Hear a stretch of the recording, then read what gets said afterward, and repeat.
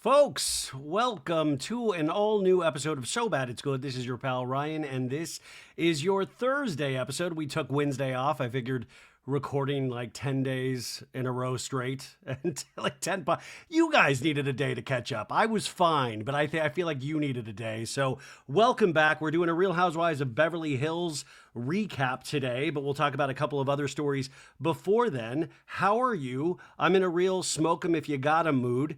It's been, wow, what a month. What a month. I keep saying that, but every time I sit my big podcaster butt on this chair and speaking to a mic, I just keep, the first thought is, what a month.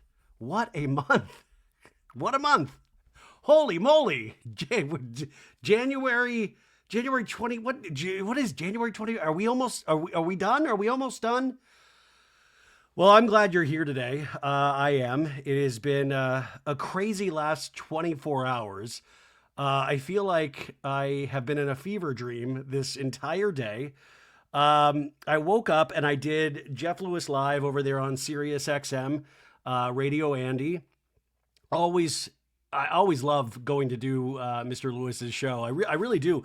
And it had been a week, so it was nice to be back. And I was on the first hour with Elizabeth Vargas. Now, if that name sounds familiar, it should. She's a ABC News reporter, but you might remember her from, I believe, season 14 of Real Housewives of Orange County? Elizabeth Vargas, she was on this past season as Gina's realtor.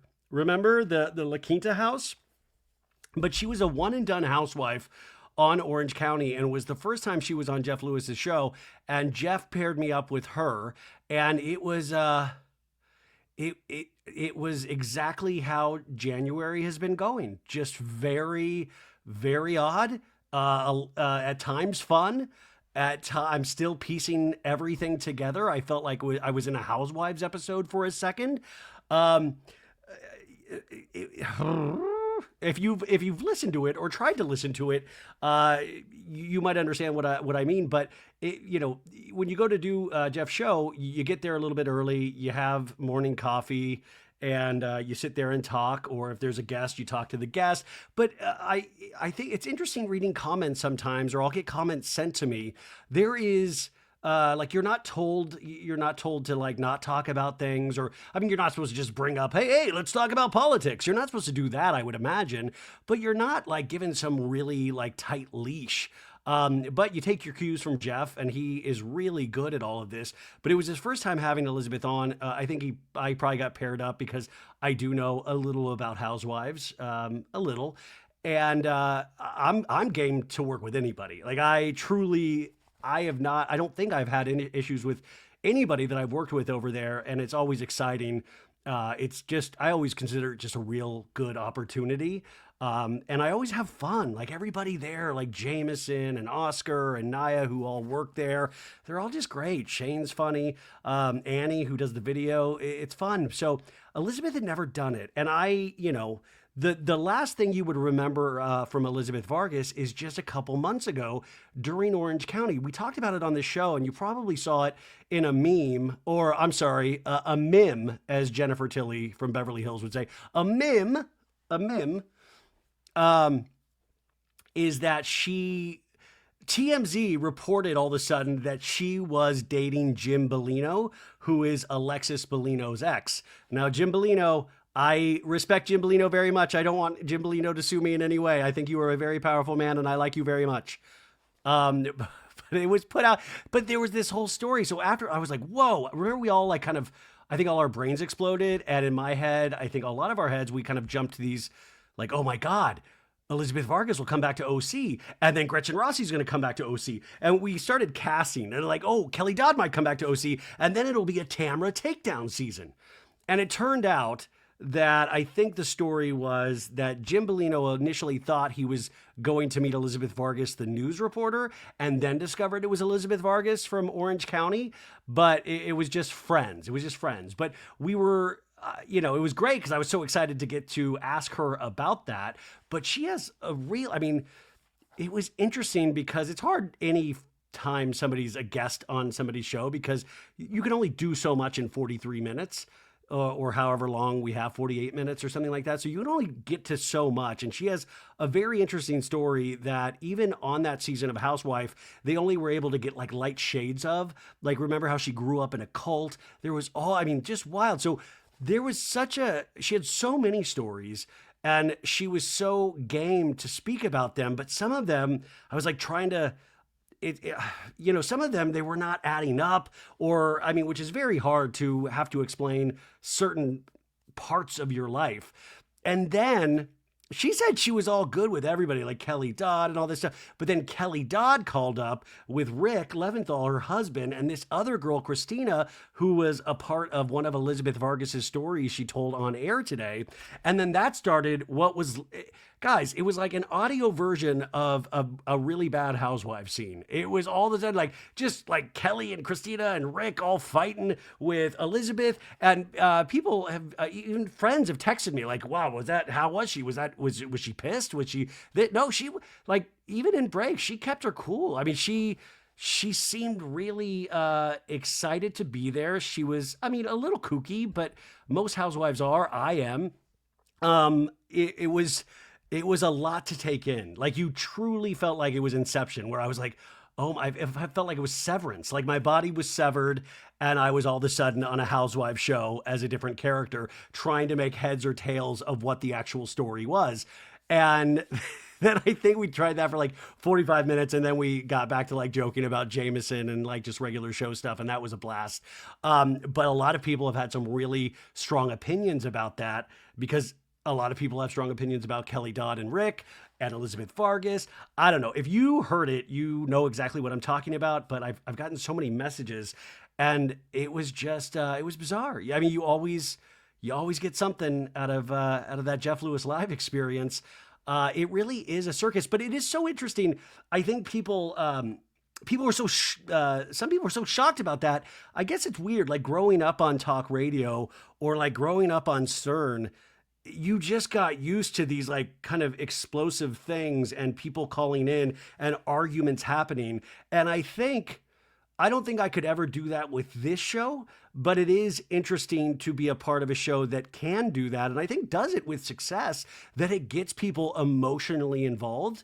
It gets people really riled up.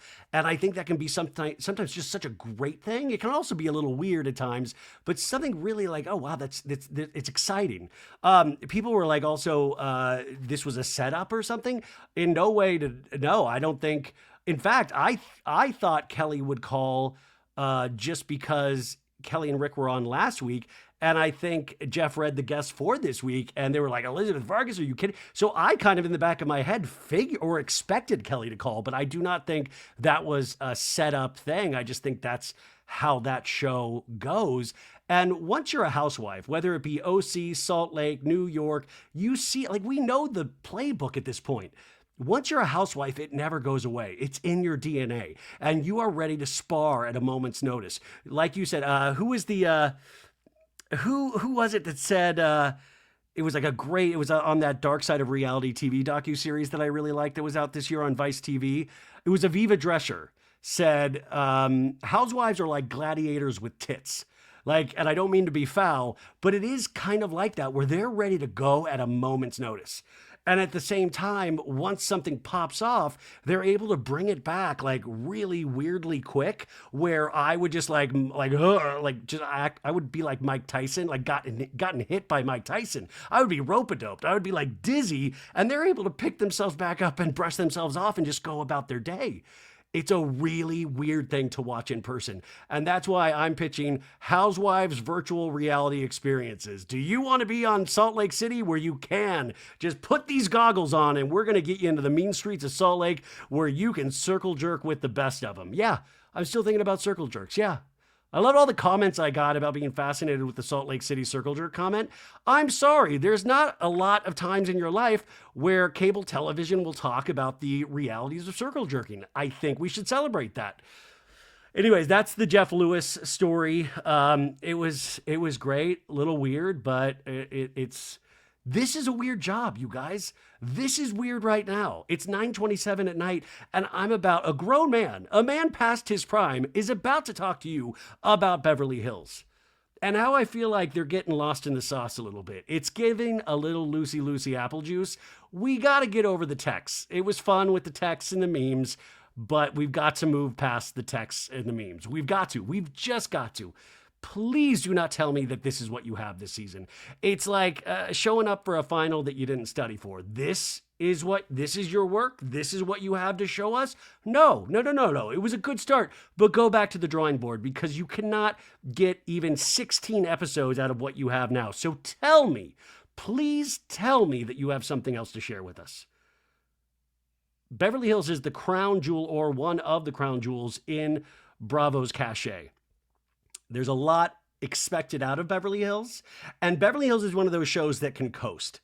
But as a fan base, we cannot let this show coast. We can't do that. We give all these other shows holy hell when they don't produce. Well, Beverly Hills right now, as of this week, did not produce to its expectation level. Am I alone in this, or do you guys agree with me? I hope you agree. I hope you see where I'm coming from, because they've got so many good elements. I mean, Beau's great first season housewife, but there's only so much Beau's can do. And remember, I was watching the Salt Lake City reunion part 1 tonight, and I was thinking of like how great Bronwyn and Brittany Bateman, even though Brittany's just a friend of, how great Bronwyn was as a first season housewife, how dynamic. And you're like, well, Beau's, I mean, it's just night and day in how those two shows are produced. Like Salt Lake City, like I've always said, is like a fantasy land. It's like Willy Wonka on acid, and Willy Wonka already seems to be a movie that is inspired by acid. But it's just acid on acid. It's crazy pants. And Beverly Hills, even from the way it's shot, even the colors, like look at the colors on Salt Lake. It's all vibrant and bold. And Beverly Hills, it's not muted, but there is a Zack Snyder. He's like the guy that they entrusted like Batman and Superman to like 10 years ago. And all of the colors were kind of muted. That's the vibe Beverly Hills brings sometimes. I always said it was like a Michael Bay blockbuster movie like Transformers. Whereas RHONY was like an independent, gritty film with great dialogue and like dark humor. And Beverly Hills can coast on that big budget blockbuster energy, but it's got to sometimes step to the level that some of these other shows are stepping. Like Salt Lake City is knocking all of these ladies.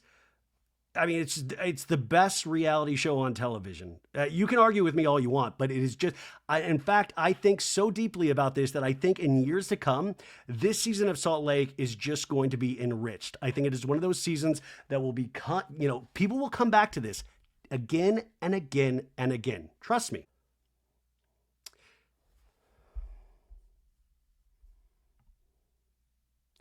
But don't you think about that as you watch these shows year after year, is that as an audience, we've become sophisticated. We might become a lot more sloppier in our own personal lives, but within our investment in these shows, we've learned the tropes. We've learned the ins and outs. We've learned when they try to trick us. We learn when they franken edit.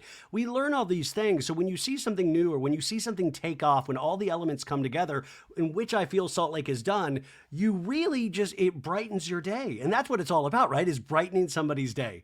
Is this song and dance, this entertainment, something that can make us forget the troubles of the world for a brief 43-minute period. Whether it be Salt Lake City or The Traitors, two shows that I find fabulous right now, are amazing, but it also then shines a light on the weaknesses of the other franchises, which Beverly Hills, like all hope is not lost, by the way. Beverly Hills this season has provided so many great moments. It just felt like the gear shift got stuck this week. And RHONY, I caught up on RHONY because I wanted to be ready for the dramatic finale that everybody was saying. I mean, it was very dramatic, but RHONY is so off the reservation in such a dark fashion. That is not how you end a season. Like that is how you explode a season, and not in an exciting way, but it was very frightening and very damaging and very damaging to all of the Housewives franchises in a way. Because we have to have, I keep talking about guardrails lately. You got to have guardrails in place. Because if not, you're going to have like a Mia character on Potomac where I think she's dynamic, but if you're just able to lie willy-nilly, if you're just able to just talk out of your ass, it kind of just takes away that dynamic element. Like, we want there to be truth. We want people to be able to be honest and then also be able to accept responsibility when they've done something wrong. Or we just want to see that resolution, right? Even though we might not be able to do that in our own lives, it's satisfying to see that on television. And if you all of a sudden throw out the rule book, and believe me, it is a very thin rule book. Housewives don't have many rules, but what they did on RHONY, or more specifically what Brynn did on RHONY, was so off the reservation. And it comes from, I would imagine, such a deep personal pain for Brynn. But there's also this thing where I think you want to not... I don't know. I tried to think about this for the last day. Like, I really worry for Brynn. I don't know Brynn personally at all. But it is interesting. It got so deep and dark that you're like, oh, I'm worried about you in such a way that I don't know if you're good for television anymore. And that's such a weird thought, right? It's such a weird thought, but I thought maybe this isn't the best place. Maybe it's like some intensive therapy and really connecting with your life that there are so many things that you seem to be at odds with in your own life. And that behavior is spilling off onto RHONY in such a way that you get the finale that we got this week. So I've just been thinking, just light thoughts like that. Just light thoughts. Light thoughts. Also, holy hell, folks, most of you guys listen to this as an audio podcast, but there is a YouTube version of this as well. And we throw it up there on YouTube. Maritza does, who's amazing. And by the way, Patreon members, tonight, 6 p.m. Pacific Standard Time, we have our live Patreon where we're going to talk for an hour. We're going to be goofy. I'm going to try to just be my old fun self. The old fun self I used to be in 2024. And we can talk about it whatever you want. So if you're a baddie, come on over and join us. If you're not, join us at patreon.com/SoBadIt'sGood. Everybody's welcome. It's super fun, 6 p.m. Pacific Standard Time. And then you can go about your life and watch Southern Charm and Southern Hospitality. I've watched tonight's Southern Hospitality already. I think that's another really great show. It's like old school, not necessarily VPR, but in that frame of mind where it's high stakes for the people involved, but it's low stakes for the viewer, if that makes sense. And this Maddie, she's a star. She's had 2 mascara crying scenes this season where it's just dripping down her face, where I'm like, you are a star. You are a reality television star. I see you, Little Miss Erica Jane Jr. with the mascara running down. Iconic. I was so proud when these little kids, because they're kids, they're like in their early 20s, and they're out there just sharing it all for the cameras. And I appreciate that so much, because I hate to keep going back to Beverly Hills. What we have in Beverly Hills right now are certain cast members that are so protected by the system that they helped create that they are able to protect and secret away things from the camera. And so then we get scenes where Kyle storms off or Kyle doesn't accept responsibility. And it's sad because we all love Kyle, but she's protected by the system because she's been there from the start. And so we expect this higher level of truth. And I don't mean truth like Brynn, but I mean truth in a different way. And they just don't want to give it at this point. They feel like they are not above it, but that they've earned more than having to share their actual reality. And I think that doesn't provide good results. I think that's why Doute is coming off so well this season, is that she has a real smoke 'em if you got 'em attitude. Burn it all down. I'm going to say everything now. And I think it's really done wonders for Doute as a character. We've come back to Doute and go, wow, look at you now. Look at you go. But the rest of the cast has to step up and gel. And it's unfortunate that it's they share a year with Salt Lake City, that cast has gelled so well, even in their hatred of each other, that it is blowing Beverly Hills off the screen. I know these are strong opinions. I know, but just trust me. Trust me. I keep pausing because I keep having to text somebody back. And I have to look at I have to look at myself we put this up on YouTube, and I look like a beast right now, guys. It has been a day. Did the Jeff Lewis thing, had a bunch of meetings, some pod stuff, not working on the actual pod, but just like meetings and stuff. And then I had to go to the Valley to get my 2-week follow-up appointment with the sinus doctor, my ENT. And this is a little gross. So, I got the sinus surgery on the 30th. And then what was it, like 2 weeks later, you go into the doctor, they take the stents out of your nose. And I told you it's like a magician, but with your like sinus, your nasal cavities. They stick this nut like a little thin paper towel filled with numbing sauce. Numbing sauce, yeah, numbing cream or whatever it is, and then they jam it up your like all your sinus cavities and all those little passageways, and then they take those out, and then they take this machine with a camera so you can see everything that's happening, and then they roto-root all of the stuff that are trapped in your sinuses from that surgery. So he told me 2 weeks ago, he's like, you're going to be in 2 weeks. A couple days before that, you're going to start feeling bad again. Everything's going to have built up, and we're going to roto-root it out again, and then you're going to be able to feel great again for a little bit. And then now it's a month later, I'll go back in for my final appointment. Now I just have to rinse a lot. But it's really, you guys should have seen the things coming out of my nose. We got one on camera today. Rebecca got one. She didn't get the one which it was like, guys, I swear to God, they got something out of my nose that was 4 inches long. I felt like I was a guy in the mean streets of Salt Lake City. It was insane. And they're just like, grr, grr, and your whole nose and teeth and all that, it's like you're totally numb, and you see the big silver rod in your nose, and it's on television. It's like the worst reality show ever, and all of this gunk is coming out. But if you look at me right now, I look like a bear. I look like a monster, right? You can just tell I've been through something. I have been through something. And that's, I'm going to bring those qualities to you today, whenever you're listening to this.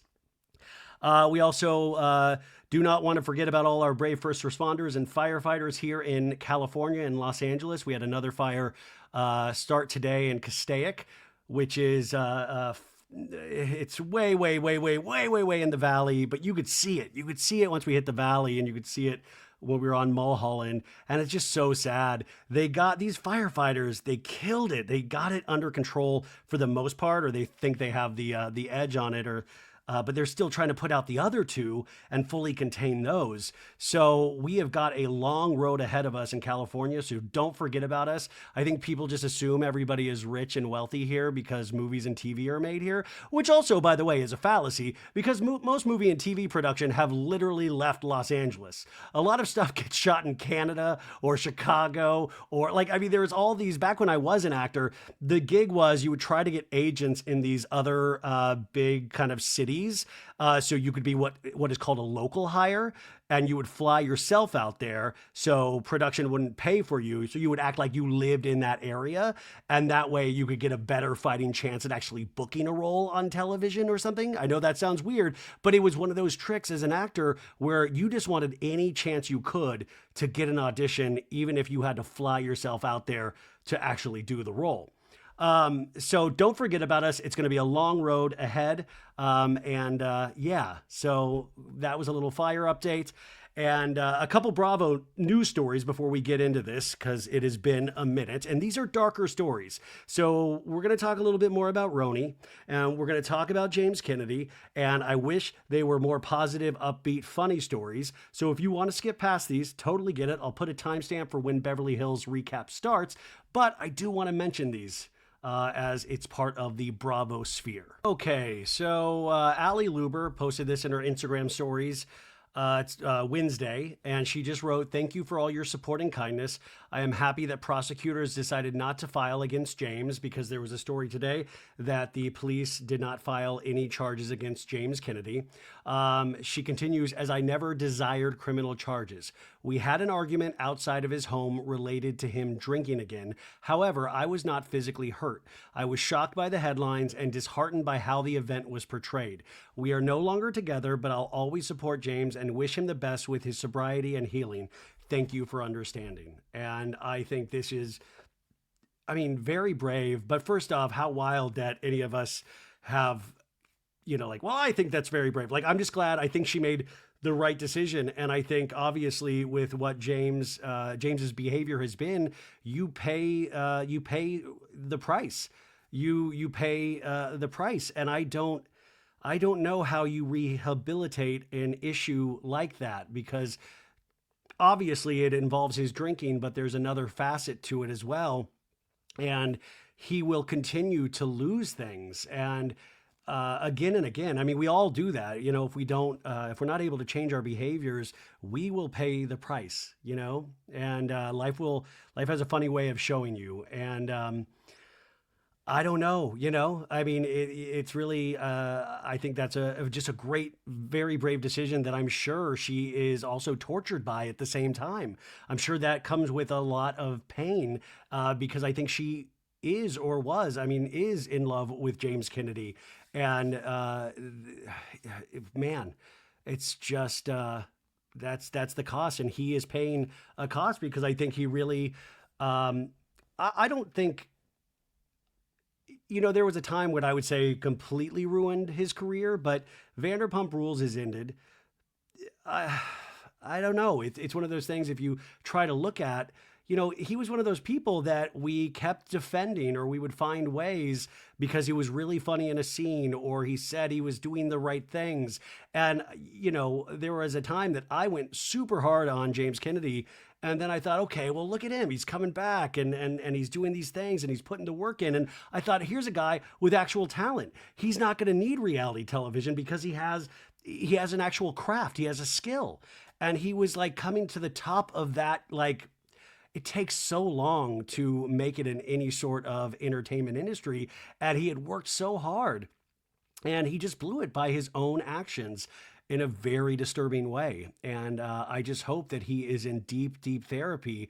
And I don't know, I don't know how you crawl out of a hole like that, even though that's not our, that's his issue. You got to support Allie and really, I think she just made the right decision here. So I don't think there's a lot of discussion. I think we would all probably feel the same, but it will be interesting to see where you go, where they all go, right? After Sandoval gets kicked off the Traitors, which I hope does not happen for like another 5 episodes, where does he go? Where do they all go? I mean, a lot of them spill over to the Valley, right? But where do the rest of them go? That's why when Vanderpump Rules, they announced that it was not coming back. I thought the interesting thing to wait and see is a year from now, 2 years from now. That's when it's going to be weirdly interesting to see what everybody has made of themselves.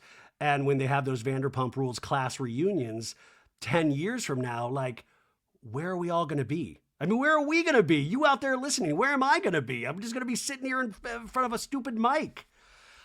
I'm overly talking because I don't want to talk about this next story. And in a way, this next story really is something that I'll try to talk about quickly, because I feel like it is not my place to talk as a man about this, because, and this is a huge trigger warning. It involves SA, sexual assault, and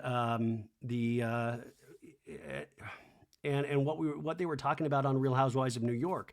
I do want to start off with saying the obvious is that I think why the Brynn Uba fight was so intense and why the ladies reacted. I mean, I think we all know, but it's rape is so significant in this culture. And 1 in 6 women, this is what I was reading about today. I was looking some statistics up. 1 in 6 women have been raped. And even more so, there is an estimated, the number goes way higher if you then just include any form of sexual harassment, SA, any of that stuff. That number shoots way higher. So even if you have not been directly affected by it, you know somebody who has. You know somebody who has. And it's not just women, men. I believe the statistic is 9%. 9% of men have been. So when that starts to become a storyline like it did on RHONY, and then you accuse Brynn out of Uba's earshot, they were doing the normal back and forth, just like, popping off at each other like you see in so many Housewives iterations. But in RHONY this season, it has just been so disjointed, and Brynn has worked at a different speed than the rest of these ladies. I mean, she sometimes feels like she's imitating a 4th season RHONY episode rather than where we are in today in New York. And, they were popping off at each other. And Uba, was talking about, the sugar daddies and dick in your mouth and all of this stuff. Uba then goes to bed, and Bryn tells the other ladies of like, how dare she say dick in her mouth, because Uba is one of the only, she knows that I was sexually assaulted. She knows it. I told her. And so how dare, and this is the first time any of the rest of the ladies have heard this. None of the, and Brittany's like sobbing, and it's just this intense thing. And all of the women, you can just tell their hearts are breaking for Bryn. And the audience in that moment is like, damn, Uba knew. Holy shit, Uba knew. How dark is that? And your mind's blown by that. But then later in that night, Jessel goes off camera and goes to Uba and says, hey, this is what happened. And Uba, you just hear audio, just the scream, like a wounded animal screaming like, what? I did not know this at all. And just, the pain, it was, I just keep saying pain because that's all it was.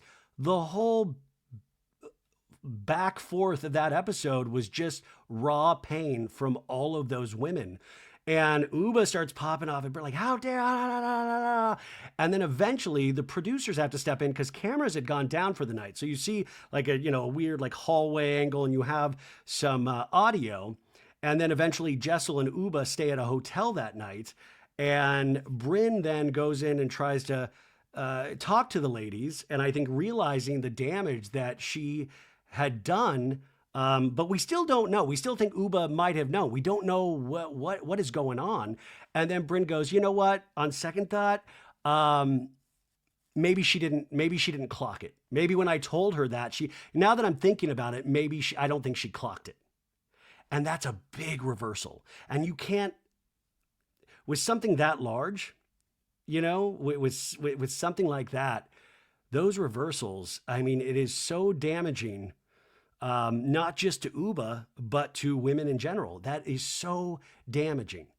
It's just like the Blake Lively, Justin Baldoni mess. It's not just like that. But there are these things, it's like when you make accusations, we should always believe women because it is just a statistical fact that most of the time it's full truth.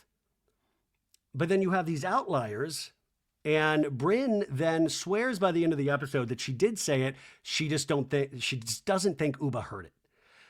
But then it brings up all this past behavior from Bryn with these ladies and pitting them against each other, lying. It just then puts Bryn into question so much.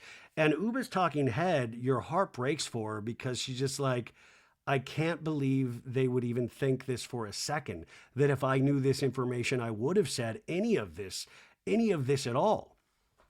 And it is so uncomfortable because the last scene in the finale is them filming the title card sequence, and they stay away from each other for the most part, but Bryn still finds a way to almost make herself a victim in that moment, saying, what do I get? I open up, I get, nobody's here for me. Nobody supports me. Well, there's Uba laughing and holding an apple, and I'm sitting here in pain. And I always say two things can be true at once, and also the truth lies somewhere in the gray, not the black and white. But this, I don't know how you come back from this. It's not like it can't be done, but you have to accept some sort of responsibility for your actions. And it is not my place, nor I think it's any of our place to say if she's just flat out lying, which I don't think she is. Because remember, she had a scene with her brother where they did talk about her essay. But in that scene, she did tell him, you're the only person I've ever told. Now, it is on camera, so we all sort of know at this point. But it was, I was watching that clip today and I was like, oh, wow. But in that scene, she didn't say, and I told Uba on the phone. Now, of course, your mind, all of our minds go like trying to logisticize it of like, well, how, if you say something like that to somebody on the phone, wouldn't that person then stop and go, whoa, wait. I know we're yelling about these other things, but did you just say what I think you said? And then ask questions about that. But Bryn was saying, that she potentially didn't hear that. So you have to take her at her word, but that position to backtrack is such a dangerous slippery slope. And I would recommend a lot of other female podcasters to go check out their show. I'm sure Andy's Girls will probably do an episode about it if they haven't already. I'm sure The Reality Is. I'm sure there's so many other people that are way better equipped to talk about this than I am. But then, that happened, and Housewives and reality shows can tackle dark subjects. It's hard when it's the season finale of your show, because think about it. Last week, we had one of the worst games known to man suggested by Heather Gay. There was a layer of ridiculousness to it, even though they all took it very seriously and some dark things were said. But this was such a level of dark reality, and where you almost questioned somebody's sanity in a sense, that they could actually kind of backtrack on something so intense. And paint somebody out to be a villain that wasn't even in the scene in which they painted them out to be the villain. And there was a darkness to it. You stepped away from television where you were like, oh. And I think even the women of New York, her castmates were all kind of like, we love Brynn. We all don't know where to go from here. And it all seems like they haven't really talked since then. Brynn did an interview with Rolling Stone that came out today, which we're going to mention briefly here in a second. Why do I keep saying briefly? Because it's never briefly. But I did wonder, I said, is this the final nail in the coffin for the RHONY reboot? Because the rest of these women do seem to have like a friendship where they're able to open up, but is it entertaining enough for reality television? They've all formed these friendships, but is it enough for this show? Now, I think they could potentially have just gotten a third season just from that finale. There was a ratings uptick about a month ago on RHONY. They have a reunion that starts this next week, but it's one of those reunions you go into and you're not looking forward to watching it. Whereas Salt Lake, I was really looking forward to watch it, which Salt Lake will do a recap here tomorrow or the next day. It won't be a 3-hour recap, thank God, because it was sort of uneventful. Like they brought it, it was fun to watch, but not stuff that we can just go on and on about. They kind of let the air out of the bag from the insane finale, which is fine because in reunions you do that. It's a 3-part reunion. Each week will build up, and it'll just be insane by that third episode. Whereas RHONY, you're like, oh God, I hope it's just one episode. Like it seems so dark, but I think, I know that thing was going around a couple months ago about Brynn quitting the show, and there was like a fake Instagram or Twitter post of her like resignation Instagram post, which turned out to be false. But there is a sense that I could see where now that could be very real, where I don't know, first off, if Bravo would have her back, because I do think there is a liability in that. And secondly, I think Brynn herself, there is such a pride in Brynn that I see that I don't know if she's ever going to be able to accept the reality of what she did. I could be wrong. Human beings are fascinating that way, and you can't give up on anybody. But I just don't know if this is going to be the forum to watch that journey, because there are certain things. Now, Phaedra, you could make that argument with Phaedra on Real Housewives of Atlanta many, many seasons ago. Now, she's coming back to Atlanta this next season.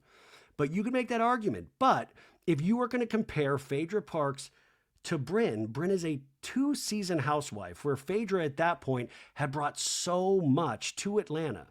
But also Phaedra had a big cooling off period and then really came back with Ultimate Girls Trip that first season, I believe, and then leading the Traitors, and we see her now. And she is so good at what she did. And I don't know if Brynn, if there is that wanting to risk an investment with her, and especially if you have a pattern of behavior where it doesn't seem to be overall truthful. Does that make sense? It's something I've kept thinking about all day, because we see all sorts of reality show characters that mirror facets of our actual everyday lives, but this is sort of a dangerous facet of character that I don't know how you work around. I don't think it's impossible, but I just don't know if it's overall worth it. Like, I really liked Brynn. I mean, the first season I was like, oh yeah, that's a reality star. And this season was different, but it wasn't just her fault in the beginning. RHONY was very uneven in so many ways. It was interesting, and I know I read some things where the producers were getting a lot of were getting a lot of crap for their behavior on the finale. I will say, though, Bravo has changed through the years in a positive way because they did send Ubah and Jessel to a hotel. And the next morning, they met with Brynn, the producers, which we saw a little like kind of Camberlin. And Brynn kind of just seemed like, oh, and she had revealed she texted the night before that she wanted to get out of there. And they didn't argue. They booked her the first flight. Now, I think one could argue in those situations, and especially maybe on a cast trip in someplace foreign, you have some sort of mental therapist there. You have that. I know certain productions do have that, and maybe that's worth investing in.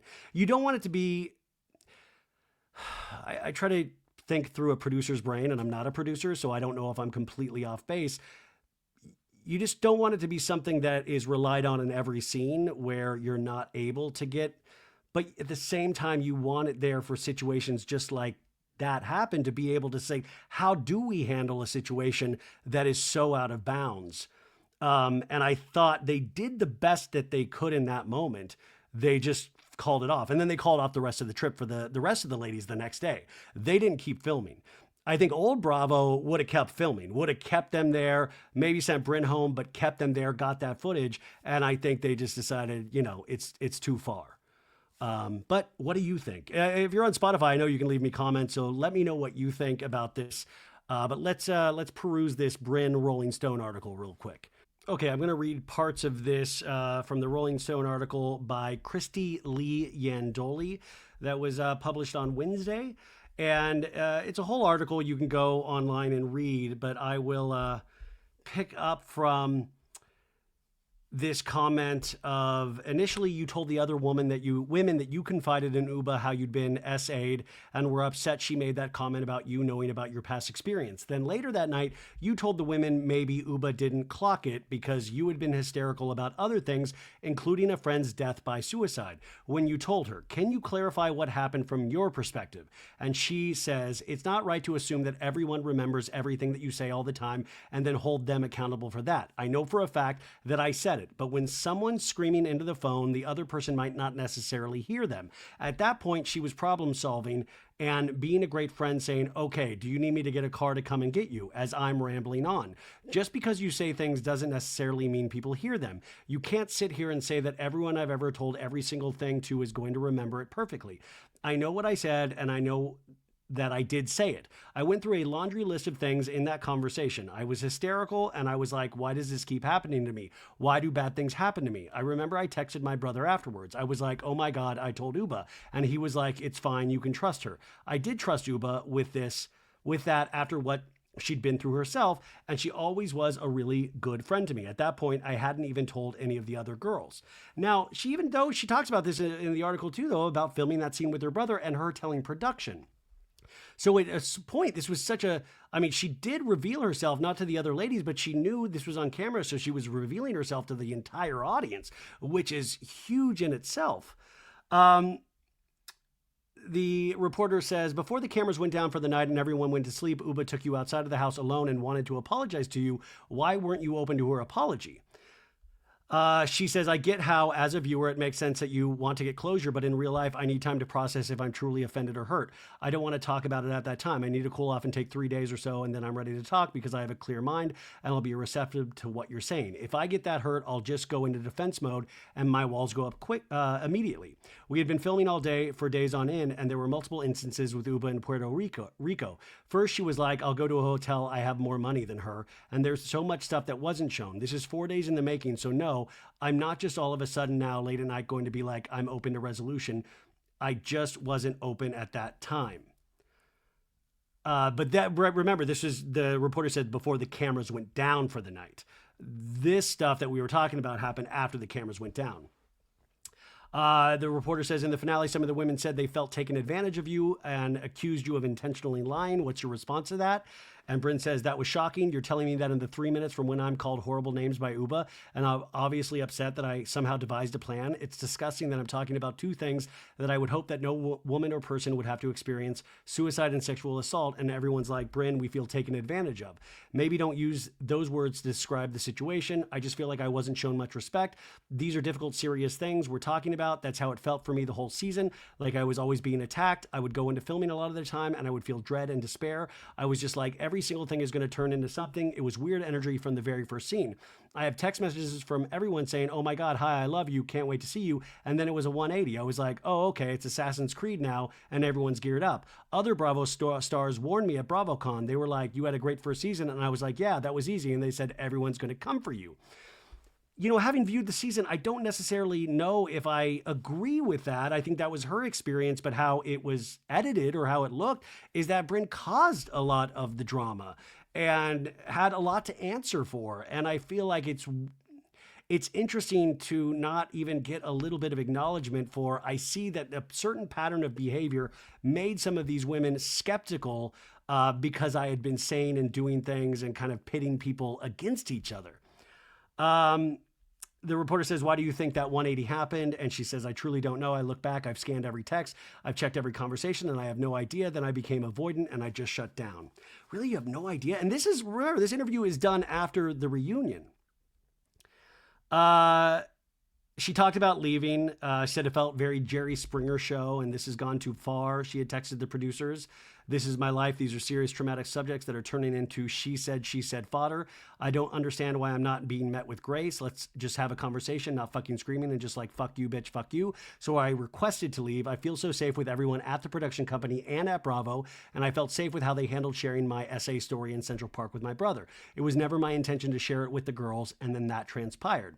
So that's so interesting that, you know, she had that conversation with her brother and wasn't, I mean, that I don't mean interesting in that, I just find it interesting that she knew that would potentially be aired, but did not want to share it with the women. And I think that's, I would be curious about how she saw that going down the road once those women watched that scene with the brother. She just said she felt very irritated by these ladies. She requested to leave. I requested to be put out on the first flight. She said she came home and saw 2 days later, they're all dancing at a concert and stuff. And I'm in bed crying on Zoom with my therapist. Good. You should be talking to your therapist. So you can be out dancing at a concert at some point. You know, I think Brynn, you know, she's dealing with these in really intense things. And, you know, the housewives don't tend to make those things easier, but housewives aren't to blame necessarily. Like, she's having to do the hard work. That should be applauded. She says, unfortunately, I've had way too many scenarios in my life where I didn't have the luxury of feeling my feelings, or I didn't have the luxury of being able to process something. It was like, suck it up and you move on. If I even dip my toe in the ocean of my despair, I will get sucked in. I think people need to be honest, deal with their emotions and their feelings, get therapy, get help, and be in support groups, all of which I've done. But I just don't have the luxury of going there all the time. I process things later when I get to a safe place and remove myself from a situation. Directly after Puerto Rico, I wish that someone would have asked me, hey, let's calmly sit down and listen to what you have to say.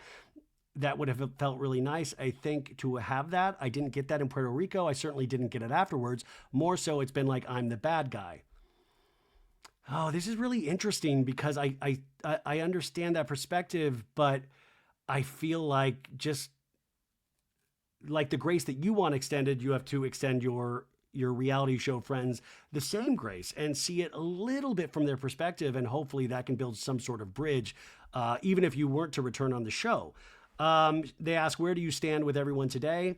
And she said, I did feel better after the reunion to clear the air on these things. The reunion felt like going to a workout. You don't really want to go work out and might even not enjoy some parts of it while you're doing it, but you know afterwards you're going to feel better for it. No pain, no gain. It was like, I want to hear where you're coming from. Can you listen to where I'm coming from?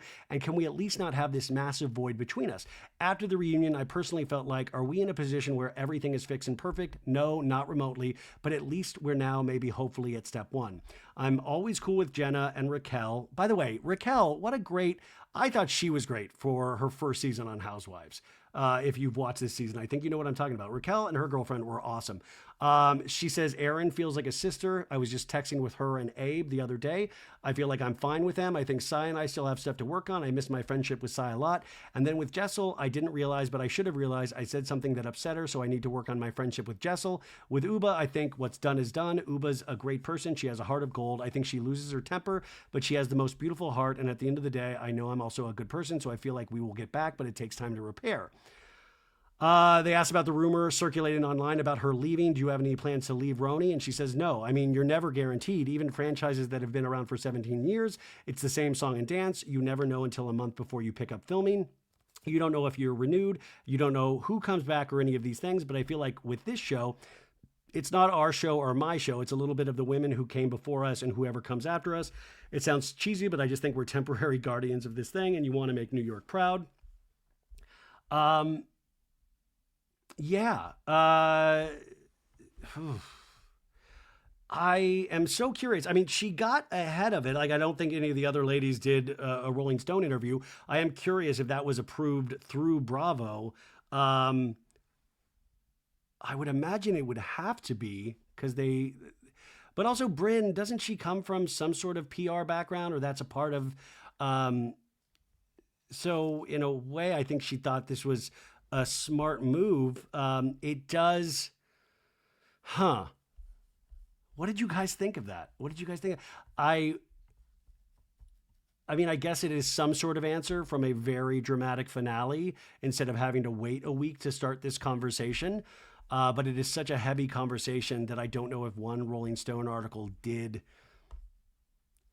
anything. I mean, I think it was good to hear her perspective, but it is still such a skewed perspective that I think a lot of us are probably reading that or hearing that and wondering more, like, okay, I don't know. I think there's just more questions. And at the same time, I don't mean I need to question her, but there's just a little bit of, I don't know, still confusion with it. Now, after this, Aaron Leashy, I think Queens of Bravo posted this, and I think Aaron commented on this article that I just read you excerpts from.